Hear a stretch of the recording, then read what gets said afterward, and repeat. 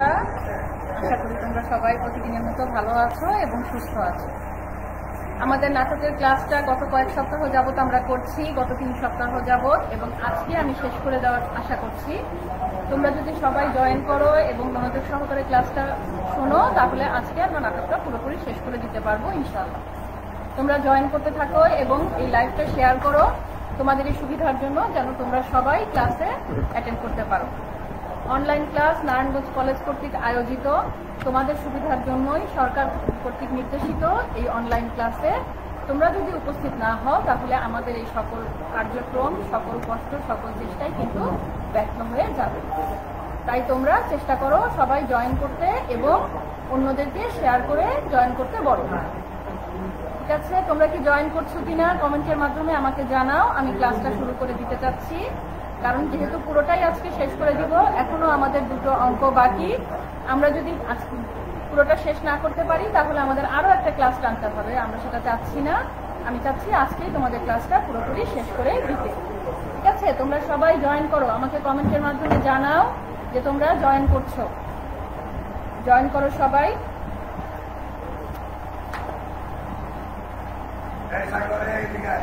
আমরা প্রথম ক্লাস থেকেই জানি যে আমাদের এই সিরাজউদ্দৌলা নাটক, যেটা সিকান্দার আবু জাফর রচিত, এই নাটকটি মোট আচ্ছা কামরুল খান, ওয়ালাইকুম আসসালাম, ভালো করেছো তুমি মেসেজটা দিয়ে। আমি বুঝতে পারছি যে তোমরা আস্তে আস্তে জয়েন করছো।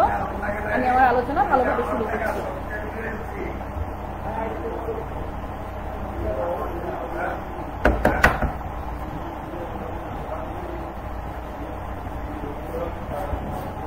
আমাদের যে গত তিনটি ক্লাস ছিল, 3টি ক্লাসে তোমরা জানতে পেরেছো যে সিরাজউদ্দৌলা নাটক মোট 4টি অঙ্কে বিভক্ত, এবং এই 4টি অঙ্কের মধ্যে প্রথম এবং দ্বিতীয় অঙ্কের দৃশ্যগুলো আলোচনার মধ্য দিয়ে আমরা এটুকু জেনে ফেলেছি যে যুদ্ধের দিকেই আস্তে আস্তে এগিয়ে যাচ্ছে সিরাজের এই নবাবী। ঠিক আছে, এখন দ্বিতীয় অঙ্কের শেষ দৃশ্যে কিন্তু যুদ্ধের স্বাক্ষরও হয়ে গিয়েছে। সেখানে যুদ্ধের দলিল স্বাক্ষর হয়ে গিয়েছে মিলনের আবাসে। যুদ্ধের চুক্তি, এই যুদ্ধ চুক্তি অনুযায়ী যুদ্ধের ময়দানে কে কার পক্ষে থাকবে এবং কে কোন পক্ষ নিবে, সেটা সম্পূর্ণই সেখানে স্বাক্ষরিত হয়ে ডিসিশন হয়ে গিয়েছে। তারপরেও এটা তো গোপন, কিন্তু যতই গোপন রাখুক না কেন, মীর জাফর বা তার বাহিনী সিরাজের কাছে কিন্তু সবসময় খবর আসছে। কিন্তু সিরাজ যে নিরুপায়, সেটা আমরা এই অঙ্কে গিয়েই বুঝতে পারবো যে সিরাজের আসলে করার কিছুই ছিল না যুদ্ধের ময়দানে তাদেরকে নিয়ে না যাওয়ার পর্যন্ত, এবং তাদেরকে যুদ্ধের কাজে অংশগ্রহণ না করাতে সিরাজ কখনোই কিছুই করতে পারতো না সিরাজ। তাই এই সিরাজের এই সিদ্ধান্ত যুদ্ধের ময়দান পর্যন্ত সবাইকে নিয়ে যাওয়ার। তৃতীয় অঙ্কের প্রথম দৃশ্য আমি যাকে বোর্ডে লিখে রেখেছি, দৃশ্যগুলো কোথায় কোথায় যেন তোমাদের বুঝতে সুবিধা হয়। প্রথম দৃশ্যই হচ্ছে লুৎফুন্নেসার কক্ষ। সেখানে আমরা ঘসিটি বেগমের কিছু আলোচনা পাবো, যে আলোচনা দিয়ে সিরাজের যিনি পরমাত্মীয়, যিনি বড় খালা ঘসিটি বেগম, তার অবস্থান কি সিরাজ সম্পর্কে, সেটা একদম পুরোপুরি স্পষ্ট হয়ে যাচ্ছে এই ঘসিটি বেগমের আলোচনার মধ্যে দিয়ে। এবং তোমাদের পরীক্ষায় অনেক সময় সৃজনশীল প্রশ্নে এমন প্রশ্ন থাকে যেখানে ঘসিটি বেগম সম্পর্কে আলোচনা করতে বলা হয়, মতামত দিতে বলা হয়। অতএব তার সম্পর্কেও তোমরা যদি কিছু জানতে চাও, এই পর্বটায় কিন্তু এই দৃশ্যটাতে খুব ভালোভাবে সেটা জেনে যাবে। 1757 সাল, এটা হচ্ছে লুৎফুন্নেসার কক্ষ, স্বাভাবিকভাবেই সিরাজের আবাস, যেখানে সিরাজ আগের দৃশ্যে আমরা দেখেছি, আগের দ্বিতীয় দৃশ্যে, যে সেখানে ঘসিটি বেগমকে সে তার বাড়ি থেকে, প্রথম দৃশ্যে ছিল অঙ্কে ছিল ঘসিটি বেগমকে সে তার মতিঝিলের বাড়ি থেকে নিয়ে এসেছিলেন সিরাজ। কারণ সিরাজ জানেন যে ঘসিটি বেগম যতদিন অন্য বাড়িতে থাকবেন, তিনি তার মতো করে ষড়যন্ত্র চালাতে পারবেন। তার কাছে বাহিরের লোকেরা, বড় বড় পদস্থ কর্মকর্তারা আসবেন ষড়যন্ত্রে যারা অংশগ্রহণ করছেন। তাই সিরাজ বুদ্ধি করে তার এই খালাকে তার নিজ বাড়ি মতিঝিলে নিয়ে এসেছিলেন, যেটা ঘসিটি বেগম কোনোভাবেই মানতে পারেন নাই। কারণ তিনি তো চান ক্ষমতার কেন্দ্রবিন্দুতে যেতে। তাই এখন ক্ষমতা থেকে দূরে থাকার যে অবস্থান সিরাজ তাকে তৈরি করে দিয়েছেন, সেটা তিনি কোনোভাবেই মেনে নিতে পারছিলেন না। সেজন্যই তিনি যখন তাকে তার বোন সিরাজের মা আমিনা বেগম স্বাগতম জানান, তখন তিনি তাকে সরাসরি উদ্দেশ্য করে বলেন, বেঁচে থাকো এবং সুখী ও সৌভাগ্যবতী হও, এমন দোয়া করলে সেটা আমার পক্ষে অভিশাপ হয়ে দাঁড়াবে। তাই সে দোয়া করতে পারলুম না।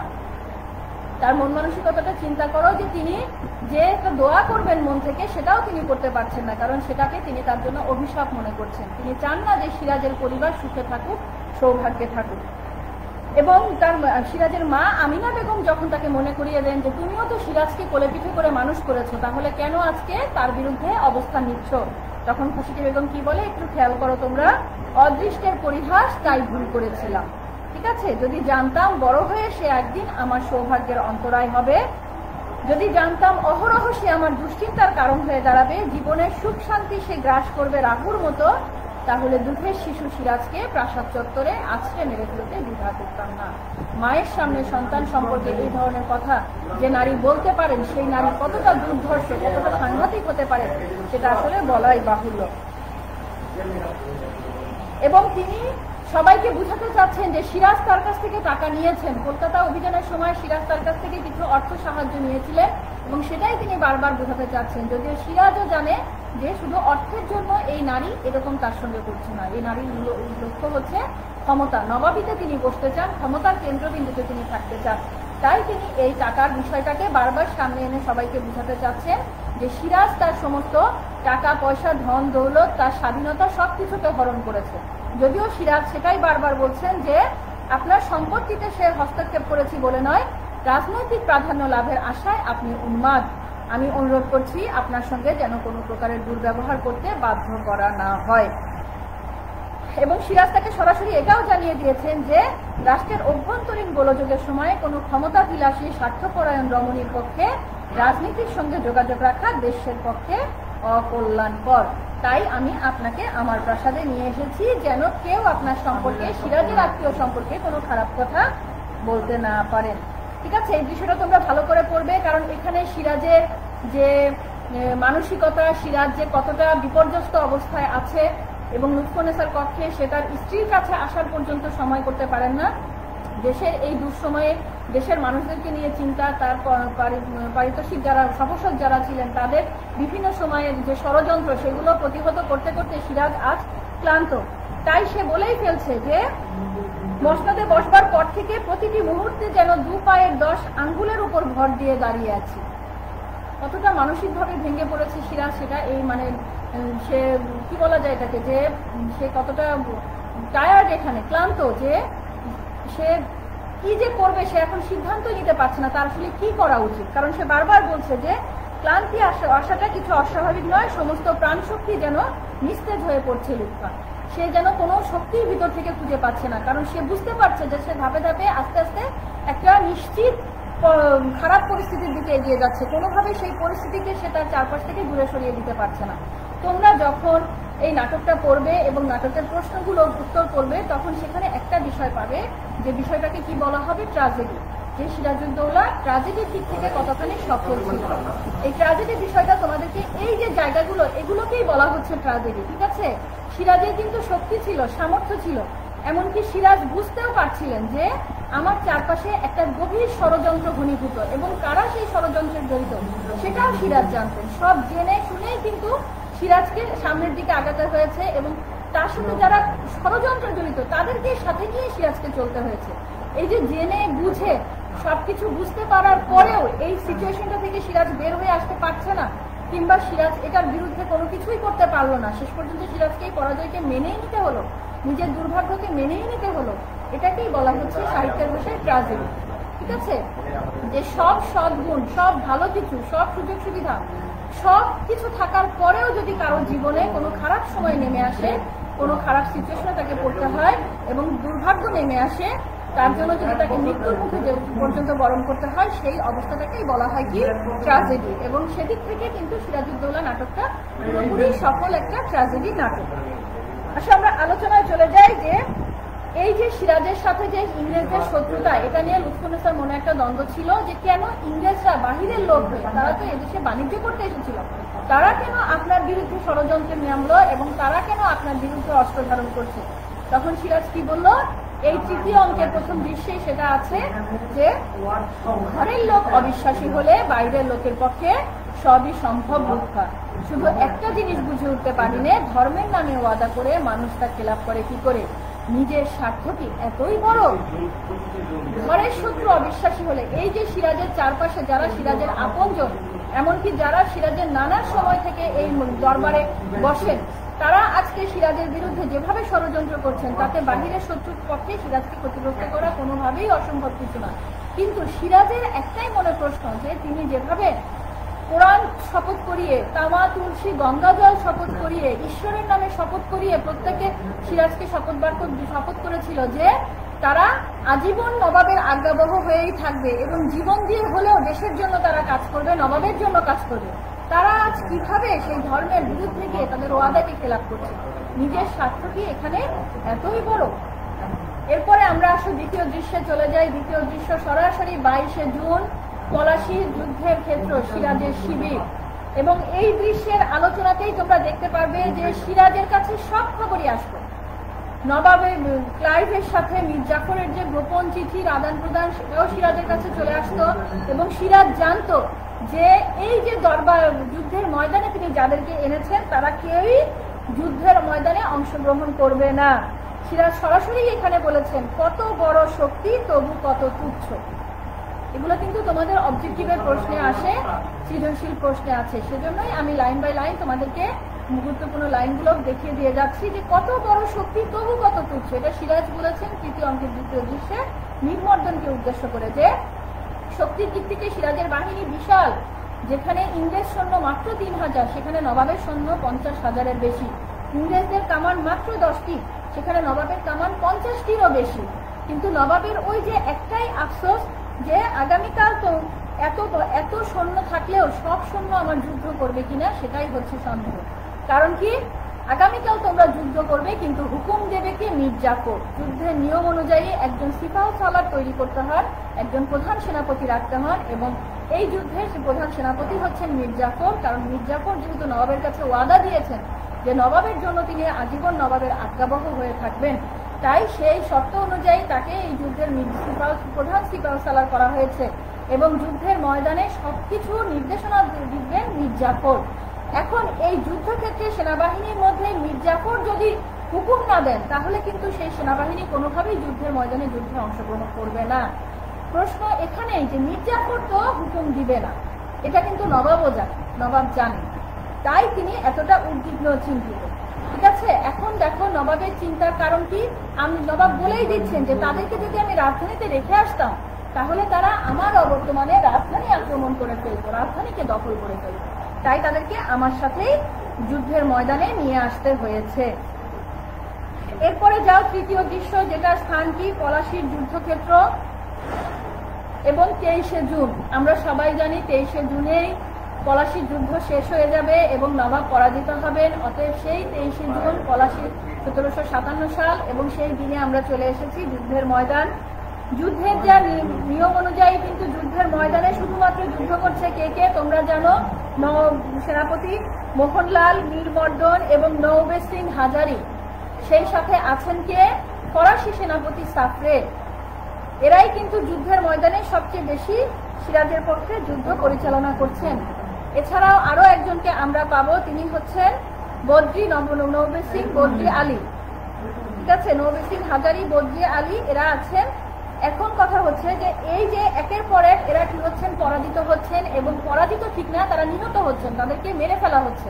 এবং সিচুয়েশন যা হচ্ছে তাতে দেখা যাচ্ছে যে একসময় তারা কামান গোলার সুযোগ পাচ্ছেন না, তারা হাতে তলোয়ার নিয়ে যুদ্ধ করছেন, তারপরেও তারা জীবন বাজি রেখে যুদ্ধের ময়দানে এগিয়ে যাচ্ছেন। এখন এই যে সাফরের কথা থেকে কিন্তু যুদ্ধের ময়দানের পরিষ্কার চিত্রটা আমরা পাচ্ছি। সেটা কি?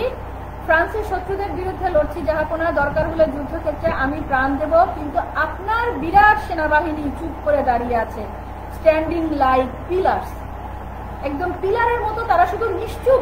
এইরকম ভয়ঙ্কর একটা যুদ্ধ চলছে, সেখানে আপনার সেনাবাহিনী চুপচাপ দাঁড়িয়ে আছে, শুধু কিছু অংশ যুদ্ধের ময়দানে প্রাণপণ লড়াই করছেন। মীর জাফর রায়দুল্লভকে বাদ দিয়েও, তখন সিরাজ তাদেরকে সাহস দেওয়ার জন্য বলছেন যে মীর জাফর রায়দুল্লভকে বাদ দিয়েও আমরা লড়াইয়ে জিতবো। তখন সাফরে বলছেন সেটা হয়তো হতে পারে, কিন্তু যেখানে এত বড় সেনাবাহিনী বসে আছে সেখানে আসলে এভাবে পায়ে হেঁটে যুদ্ধ করা এটা খুবই একটা ভাগ্যের উপর ছাড়া কিছুই না। আর আমাদের যেহেতু যুদ্ধে গোলাবারুদ ভিজে গিয়েছে, মীরমর্দনকে কি করতে হচ্ছে? হাতে তলোয়ার নিয়ে যুদ্ধের ময়দানে এগিয়ে যেতে হচ্ছে। তখন যখন একসময় খবর আসে যে মোটামুটি সিরাজের পক্ষের সবাই আক্রান্ত এবং নিহত, তখন সিরাজ নিজেই ডিসিশন নেন যে এতদিনের ভুল সংশোধনের জন্য আজকে এই শেষ সুযোগ, আমি নিজেই যুদ্ধের ময়দানে গিয়ে হাজির হব। তখন মোহনলাল এসে তাকে বাধা দেন এবং বলেন, পলাশীতে যুদ্ধ শেষ হয়েছে জাহাপনা, কারণ এখানে আর কিছুই করার নেই। আপনার পক্ষে আমরা যারা লড়াই করছিলাম তারা অনেকেই নিহত, শহীদ হয়েছেন, এবং যারা এখনো টিকে আছেন যে কোনো সময় তারাও শহীদ হয়ে যাবেন। অতএব আপনি এখন যুদ্ধের ময়দানে নেমে এই যুদ্ধকে কোনোভাবেই আর উঠাতে পারবেন না, যুদ্ধ এখানে শেষ।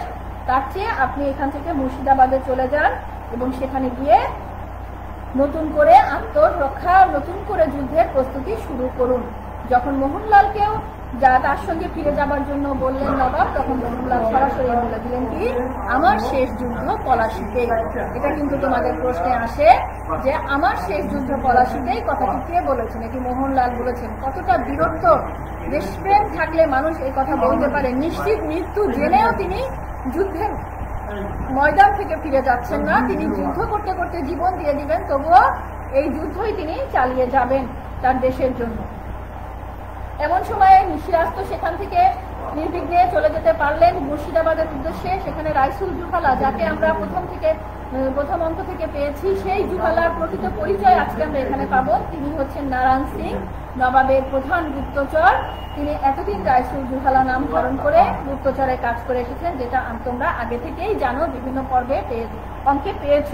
সেই নারায়ণ সিংকে আজকে মির্জাফর চিনতে পারেন এবং রাজবল্লভ চিনতে পারেন, এবং এই নারায়ণ সিংকে শেষ পর্যন্ত ক্লাইভ কি করবেন? গুলি করে হত্যা করবেন, কারণ তার কথাই হচ্ছে যে কোনো কাউকেই টিকিয়ে রাখা যাবে না। এবং নারায়ণ সিং মৃত্যুর আগে খুব চরম সত্য কিছু কথা বলে গিয়েছেন। সেটা কি? এ দেশকে ভালোবেসে দেশের জন্য গুপ্তচরের কাজ করেছি, দেশের স্বাধীনতার খাতিরে। এটি বেইমানির চেয়ে খারাপ, মুনাফিকির চেয়ে খারাপ? ভয় নেই, সিরাজউদ্দৌলা বেঁচে আছে। সে কাকে উদ্দেশ্য করে কথাগুলো বললো? মির্জাফর এবং তার দলবলকে উদ্দেশ্য করে, যে আমি তো মুনাফিকি করিনি, বেইমানি করিনি, দেশের জন্য, দেশের স্বার্থে গুপ্তচরের কাজ করেছে। এরপরে আসো আমরা তৃতীয় অঙ্কের চতুর্থ দৃশ্য। নবাবের মুর্শিদাবাদ, নবাবের দরবার। সেখানে 25শে জুন নবাব দেশের মুর্শিদাবাদে ফিরে গিয়ে চেষ্টা করছেন তার সেনাবাহিনীকে আবার নতুন করে সংগঠিত করতে, কিন্তু অলরেডি দেশের মধ্যে খবর, সাধারণ মানুষের মধ্যে খবর ছড়িয়ে পড়েছে যে নবাব যুদ্ধের ময়দান থেকে পরাজিত হয়ে পালিয়ে এসেছেন। এখন স্বাভাবিকভাবেই সাধারণ মানুষের মধ্যে আতঙ্ক ছড়িয়ে পড়েছে, যেহেতু যুদ্ধে নবাব হেরে গিয়েছেন, বিপক্ষ দল জিতে গিয়েছে, অর্থাৎ তারা এসে তো দেশের মধ্যে তাদের মতো করে শাসন ব্যবস্থা কায়েম করবে এবং সাধারণ মানুষের উপরে অত্যাচার চালাবে, হত্যা করবে, লুট করবে। তাই সাধারণ মানুষ যে যার মতো করে পারছে গ্রাম ছেড়ে, নিজেদের বাড়িঘর ছেড়ে পালিয়ে যাচ্ছে। কিন্তু নবাব যতই তাদেরকে সান্ত্বনা দেওয়ার চেষ্টা করছেন, বোঝানোর চেষ্টা করছেন যে না, আমরা আবার সংঘবদ্ধ হয়ে আবার আমরা এই শত্রুর বিরুদ্ধে দাঁড়াতে পারবো, কিন্তু কেউই তার কথায় পাত্তা দিচ্ছেন না এবং কেউই তার কথাকে আমলে নিচ্ছেন না। এমনকি এই সুযোগের সদ্ব্যবহার করেছেন অনেক অসাধুরা। তারা কি করেছেন? বিভিন্ন সৈনিক, তারা এসে নবাবকে আশ্বাস দিয়েছেন যে আমরা আপনার হয়ে কাজ করব, লড়াই করব, আমাদেরকে সেই অর্থ সাহায্য দিন, আমরা আবার সেনাবাহিনী গঠন করব। এবং নবাব যখন তার কোষাগার খুলে দিয়েছেন যে যার যা সাহায্য লাগে এখান থেকে নিয়ে যাও, কিন্তু তোমরা আবার একত্রিত হও, যুদ্ধের জন্য প্রস্তুত হও, সবাই সেই সুযোগটাকেই নিয়েছেন। তারা তাদের ইচ্ছা মতো অর্থ আত্মসাৎ করে দেশ থেকে পালিয়ে গিয়েছেন, বিভিন্ন দিকে চলে গিয়েছেন। এমনকি নবাবের শ্বশুর যিনি ছিলেন, লুৎফুন্নেসার বাবা মির্জা ইরিজ খাঁ, যাকে ইরাজ খান নামেও আমরা ইতিহাসে পাই, তিনিও একসময় তার জামাতাকে, তার কন্যাকে এই বিপদের মুখে ফেলে রেখে রাজকোষাগার থেকে অর্থ নিয়ে পালিয়ে গিয়েছিলেন।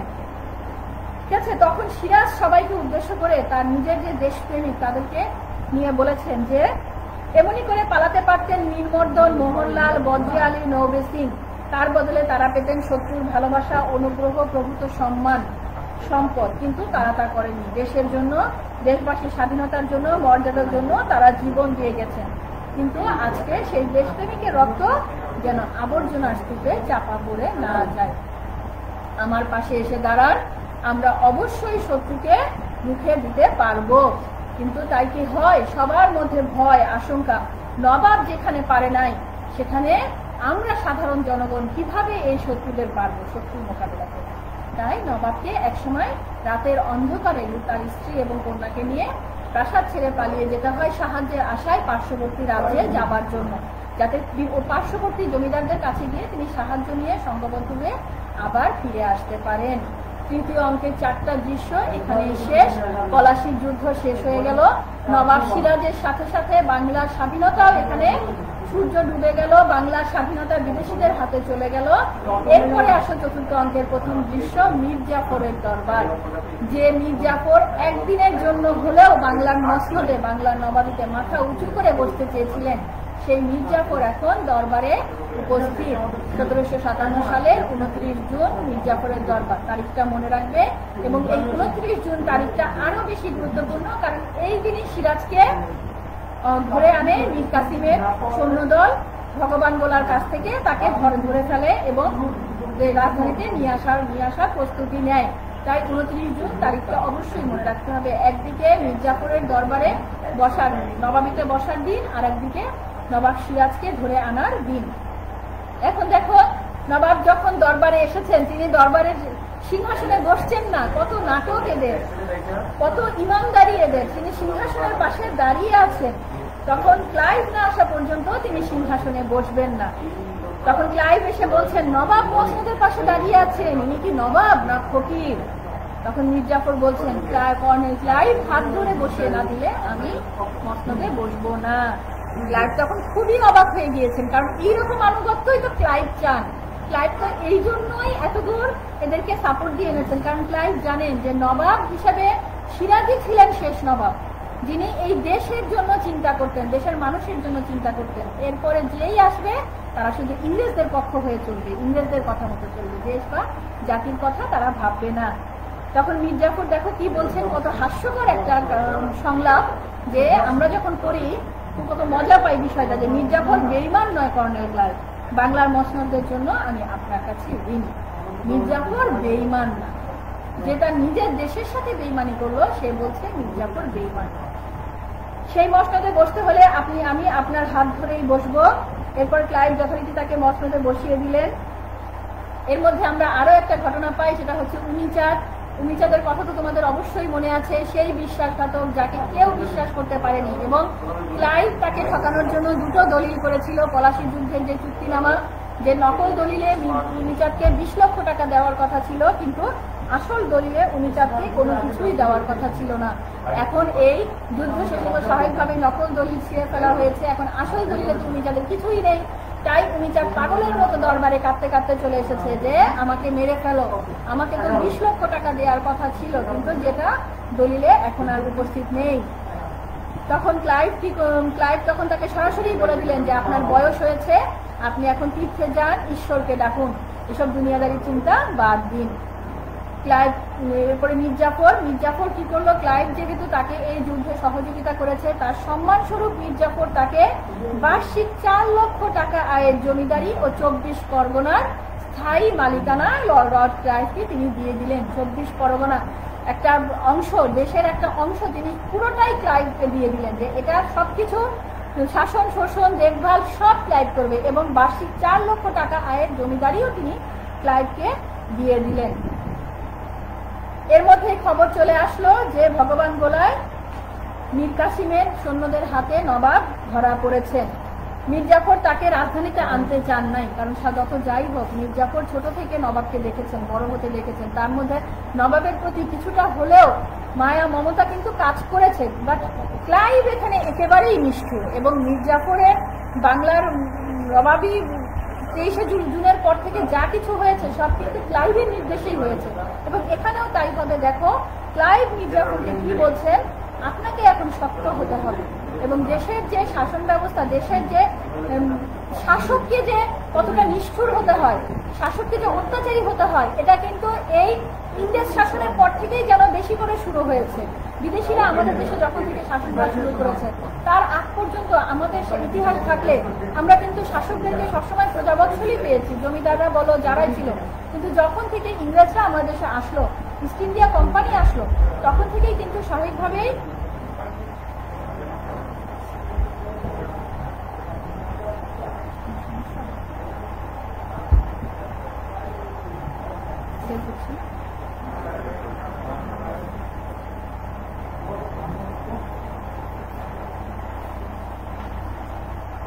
তখন থেকেই কিন্তু জমিদারদের যত অত্যাচার প্রজাদের উপরে বেড়ে গেল, কারণ ইস্ট ইন্ডিয়া কোম্পানি আসার পর থেকেই জমিদারদেরকে এমন কিছু ব্যবস্থার মধ্যে নিয়ে গেল, বা এই ইংরেজরা যখন থেকে ক্ষমতায় আসলো, যে চিরস্থায়ী বন্দোবস্ত কিংবা সূর্যাস্ত আইন কিংবা বিভিন্ন কিছু যার মাধ্যমে খাজনা দেওয়ার একটা এত প্রেশার তাদের উপরে দেওয়া হতো যে স্বাভাবিকভাবে জমিদাররা তাদের জমিদারি টিকিয়ে রাখার জন্য প্রজাদের উপরে সেই প্রেশারটা দিত এবং তারা ক্ষতিগ্রস্ত করতো স্বাভাবিকভাবেই বাংলার সাধারণ মানুষকে। সেই হচ্ছে না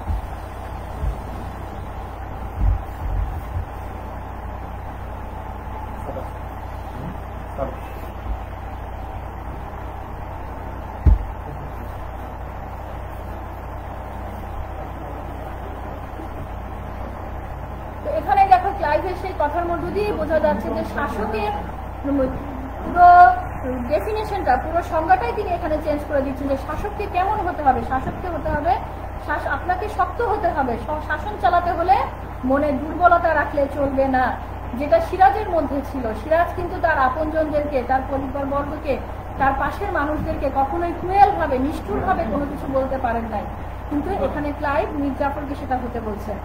শাস্তি দিতে পারেন দেশের লোকের মনে, আপনি যে শাসন করতে পারেন, শাস্তি দিতে পারেন দেশের লোকের মনে, সে কথা জাগিয়ে রাখতে হবে এভরি মোমেন্ট। কাজেই সিরাজউদ্দৌলাকে শিকল বাঁধা অবস্থায় পায়ে হেঁটে সবার চোখের সামনে দিয়ে জাফরাগঞ্জের কয়েকখানায় আসতে হবে। কোন লোক তার জন্য এতটুকু দয়া দেখালে তার গর্দান যাবে। এখন মসনদের মালিক আপনি, জাফর আলী খান। সিরাজউদ্দৌলা হচ্ছে এখন কয়েদি, ওয়ার ক্রিমিনাল, এবং তার জন্য যে সিম্পাথি দেখাবে সে হবে কি দেশের শত্রু। আর আইনে ট্রেইটরের শাস্তি মৃত্যু। And that is how you must rule.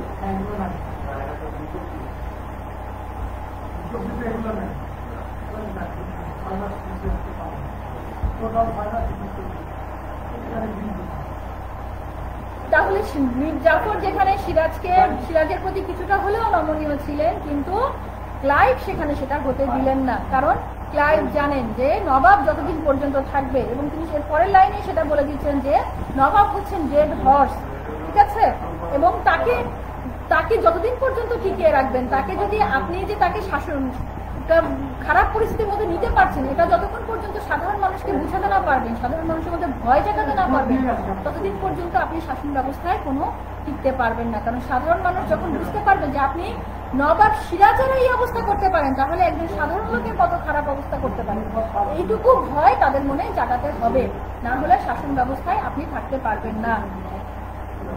এবং সেই দিনই ক্লাইভ মিরনকে হুকুম দিয়ে গেলেন যে যেভাবেই হোক জাফরাগঞ্জের কয়েকখানায় নবাবকে বন্দী অবস্থায় রেখে দেওয়া যাবে না, তাকে মেরে ফেলতে হবে। নবাব সিরাজ যতদিন পর্যন্ত বেঁচে থাকবে, ততদিন পর্যন্ত যে কোনো সময় তার পক্ষে সাধারণ মানুষ দাঁড়াতে পারে, আন্দোলন শুরু হতে পারে, তাকে মুক্ত করার জন্য অনেক ষড়যন্ত্র আবার নতুন করে শুরু হয়ে যেতে পারে। তাই সিরাজকে মেরে ফেলতে হবে, তাহলে এই ষড়যন্ত্র বা সিরাজের আর বেঁচে থাকা যতদিন পর্যন্ত সিরাজ না থাকবে, সিরাজ না থাকলে আর সিরাজের নবাবিতে ফিরে আসা বা ক্ষমতায় আসার কোনো চান্সও থাকবে না। তাই তিনি মিরনকে দায়িত্ব দিলেন, এবং মিরন তাকে নিয়ে আসলো মোহাম্মদী বেগকে। এই মোহাম্মদী বেগ মাত্র 10,000 টাকার জন্য সিরাজকে মেরে ফেলতে রাজি হলো, এবং এই 10,000 টাকার 5,000 টাকা কাজের আগে এবং কাজের পর। এই মোহাম্মদী বেগ সম্পর্কে আমরা যা জানি ইতিহাস থেকে, যে মোহাম্মদী বেগ ছিলেন অসহায় এতিম গরিব শিশু, সে রাস্তায় পড়ে কাঁদছিলেন, তাকে সিরাজের বাবা মা রাস্তা থেকে তুলে এনে পুত্র স্নেহে লালন পালন করে বড় করেছেন। ইতিহাসের কি নিষ্ঠুর পরিণতি যে সেই মোহাম্মদী বেগই আজকে সিরাজ হত্যার অন্যতম হত্যাকারী, যে যার হাতে সিরাজের প্রাণ যাবে। এরপরে আসলে চতুর্থ অঙ্কে দ্বিতীয় দৃশ্য এবং এই নাটকের সর্বশেষ দৃশ্য জাফরাগঞ্জের কয়েকখানা, যেখানে মোহাম্মদী বেগ তাকে হত্যা করার জন্য আসেন। এবং মিরনকে দেখেই নবাব যখন বললেন যে সিরাজ যখন বললেন নবাবের দণ্ডাটা তুমি আমাকে শোনাবে, কে নবাব? মিরন বলল বাংলার প্রজাসাধারণকে কি আমি অন্যায় করেছি? তখন মিরন বলছে বাংলার প্রজাসাধারণকে পীড়নের জন্য, দরবারে পদস্থ আমির ওমরাহদের মর্যাদা হানির জন্য, ইস্ট ইন্ডিয়া কোম্পানিকে আইনসঙ্গত ব্যবসা বাণিজ্যের অধিকার পূর্ণ করবার জন্য, অশান্তি এবং বিপ্লব সৃষ্টির জন্য তুমি অপরাধী। নবাব জাফর আলী খান এই অপরাধের জন্য তোমাকে মৃত্যুদণ্ড দিয়েছেন। এটা কিন্তু আমরা সবাই জানি যে জাফর আলী খান এই ধরনের কোনো হুকুমই দেন না, এবং সেটা নবাবও জানেন, সিরাজও জানেন যে জাফর আলী খান অন্তত আর যাই করুক আমাকে মৃত্যুদণ্ডের হুকুম দিতে পারবে না। তাই তিনি সেই হুকুমনামা দেখতে চেয়েছিলেন, কিন্তু মিরন বলেছেন আসামির সেই অধিকার থাকে নাকি। এই লাইনটাও তোমরা মনে রাখবে, এটাও অবজেক্টিভে থাকে, সৃজনশীলে থাকে। এটা মিরন বলেছেন নাটকের শেষ অঙ্কের শেষ দৃশ্যে, আসামির সেই অধিকার থাকে নাকি। এরপরে তিনি মিলন মোহাম্মদী ব্যক্তি হুকুম দিয়ে সেখান থেকে চলে যান। আর মোহাম্মদী ব্যক্তি যখন সিরাজ দেখলেন, সিরাজ তো অবাক। তিনি বললেন যে মিলন তবু মির্জাপুরের পুত্র, কিন্তু তুমি মোহাম্মদী বেগ, তুমি আসছো আমাকে খুন করতে, যে তোমাকে আমার বাবা মা কোলে পিঠে করে সন্তান স্নেহে লালন পালন করে বড় করেছেন, সেই তুমি আজকে আমাকে মারবে। কিন্তু সেই কথা শেষ করারও সুযোগ মোহাম্মদী বেগকে দেননি। প্রথমে তাকে লাঠি দিয়ে আঘাত করেন, সেই আঘাতে সিরাজ উপুর হয়ে পড়ে যায়। তখন তার পিঠের উপরে বসে উপর্য করে ছুরিকাঘাতে তিনি সিরাজকে হত্যা করেন। এবং এভাবেই সিরাজের মৃত্যুর মধ্য দিয়ে বাংলার স্বাধীনতা চিরকালের জন্য বিদেশিদের হাতে চলে যায়, যা পুনরুদ্ধার করতে আমাদেরকে শত শত বছর অপেক্ষা করতে হয়েছিল। ঠিক আছে, এই হচ্ছে আমাদের নাটক। আজকে আমি এই নাটকটা পুরোপুরি শেষ করে দিলাম আলোচনা। আশা করি তোমরা এই নাটকটা বুঝতে পেরেছো, কারণ নাটকটা ক্লাসে পড়ানোটা খুব জরুরি থাকে। যেহেতু এখন আমরা ক্লাস করাতে পারছি না, অনলাইনের মাধ্যমে তোমরা ক্লাস করছো, তাই আমি চিন্তা করলাম যে নাটকটা তোমাদের পড়িয়ে দেই। পরবর্তীতে যদি কখনো সুযোগ আসে পড়ানোর, তাহলে তো পড়াতে আবার পারবো ইনশাল্লাহ। আর এর মধ্যে তোমরা বাসায় পড়ে আরেকটু ভালোভাবে চরিত্রগুলো সম্পর্কে জেনে নিবে এবং নাটকটা লাইন বাই লাইন পড়ার চেষ্টা করবে, যেন কোনো একটি চরিত্র তোমাদের বুঝতে ভুল না থাকে। কে পক্ষে কে বিপক্ষে ছিল, কে কি অবস্থানে ছিল। তো বারবারই কিন্তু কিছু ব্যক্তি আছেন যারা তাদের অবস্থানকে চেঞ্জ করেছেন, কিছু মানুষ আছেন যারা প্রথম থেকে শেষ পর্যন্তই দেশপ্রেমিক ছিলেন, দেশের জন্য কাজ করেছেন। আবার কিছু ষড়যন্ত্রকারী আছেন যাদেরকে আমরা প্রথম থেকে শেষ পর্যন্তই পেয়েছি যে তারা দেশ ও জাতির বিরুদ্ধে ষড়যন্ত্রের প্রতি সময় লিপ্ত ছিলেন। সবকিছু মিলিয়ে নাটকের মূল অভিব্যক্তিটা, মূল বিষয়টা কিন্তু দেশপ্রেম। এটুকুকে তোমাদের হৃদয়ে লালন করতে হবে যে সিরাজের দেশপ্রেম এবং সিরাজের সাথে সাথে সেই সময়ে যারা সিরাজের পক্ষে, দেশের পক্ষে কাজ করেছেন তাদের দেশপ্রেম। এই দেশপ্রেম আমাদেরকে বুঝতে হবে, অনুধাবন করতে হবে এবং এই নাটকের প্রশ্নের উত্তরও, সৃজনশীল উত্তরের লেখার সময় যেন আমাদের সেই ফিলিংসটা কাজ করে, দেশপ্রেমটা কাজ করে। এবং যেটা আমি আগেও বলেছি যে তোমাদের এই নাটকের উদ্দীপকটা হবে ৭১-এর মুক্তিযুদ্ধকে কেন্দ্র করে। এবং একই ঘটনা কিন্তু ৭১-এর মুক্তিযুদ্ধেও ছিল। সেই সময়েও দেশের পক্ষে কাজ করেছেন যারা দেশপ্রেমিক মুক্তিযোদ্ধা, আবার দেশের বিপক্ষে কাজ করেছেন এই দেশেরই মানুষ ছিলেন। তারা রাজাকার, আলবদর, আলশামস নামে তারা বিভিন্ন বাহিনী গঠন করে দেশের বিরুদ্ধে কাজ করেছেন, দেশের বুদ্ধিজীবীদের সন্তানদের হত্যা করেছেন এবং যুদ্ধে তারা পাকিস্তান বাহিনীকে সেই সহযোগিতা করেছেন, গ্রামগঞ্জ প্রত্যন্ত জায়গায় নিয়ে গিয়েছেন যুদ্ধে। তাদেরকে সহযোগিতার মাধ্যমে তারা চেয়েছেন দেশের স্বাধীনতাকে আবার বিদেশি শক্তির কাছে দিয়ে দিতে, যেটা হয়তো সম্ভব হয় নাই। বঙ্গবন্ধুর মতো মহান নেতা এবং দেশের যে প্রকৃত দেশপ্রেমিক লক্ষ লক্ষ জনতা সেই সময় যারা দেশের পক্ষে লড়াই করেছিল, তাদের জন্য সেটা সম্ভব হয় নাই। কিন্তু যেটা হয়তো পলাশীর যুদ্ধে ২৩শে জুন সিরাজ পারেন নাই, সেটা বঙ্গবন্ধু করে আমাদের দেশকে দিয়েছিলেন। আমাদের দেশের পতাকা, আমাদের দেশের স্বাধীনতা আমাদেরকে তিনি ফিরিয়ে দিয়ে গিয়েছিলেন। ভবিষ্যৎ প্রজন্ম হিসেবে ইতিহাস থেকে তোমরা শিক্ষা নিবে, ইতিহাসকে তোমরা অন্তরে লালন করবে এবং সেই শিক্ষা থেকে তোমরা ভবিষ্যতে এটুকু অন্তত বুঝে নিবে যে কে দেশের শত্রু এবং কে মিত্র, কাকে তোমরা সমর্থন করবে, কার পক্ষে থাকবে, কাকে তোমরা সহযোগিতা করবে দেশের কাজে, এবং তোমাদের অবস্থান কি হবে দেশ ও জাতির জন্য। দেশপ্রেমিক হিসেবে তোমরাও দেশের পক্ষে থেকে দেশকে সামনের দিকে এগিয়ে নিয়ে যাবে। ভবিষ্যৎ প্রজন্ম তো তোমরাই হচ্ছে দেশের ভবিষ্যৎ। তাই এই সময়ে ঘরে যারা বসে আছো, তোমরা ইবাদতের পাশাপাশি ঘরের বিভিন্ন তোমাদের মনোরঞ্জনের পাশাপাশি স্বাভাবিকভাবে চেষ্টা করো পড়ালেখাটাও চালিয়ে নিয়ে যেতে। পড়ালেখায় গাফিলতি করো না, সময়টাকে কাজে লাগাও, দেখবে মনটা ভালো থাকবে, সুস্থ থাকার চেষ্টা করো। এবং সেই পর্যন্ত, আগামী ক্লাস পর্যন্ত যেন আবার সবাইকে পাই, সেই পর্যন্ত সবাই ভালো থাকো, সুস্থ থাকো, আমাদের জন্য দোয়া করো এবং তোমরাও নিজেরা ভালো থেকো। আজকে এই পর্যন্তই ক্লাসটা থাকলো। আগামীতে আমরা অন্য একটা বিষয় নিয়ে আলোচনা করব। নাটক আমাদের শেষ, আমরা আর নাটক নিয়ে কোনো আলোচনায় যাব না। আসসালামু আলাইকুম, সবাইকে অসংখ্য ধন্যবাদ।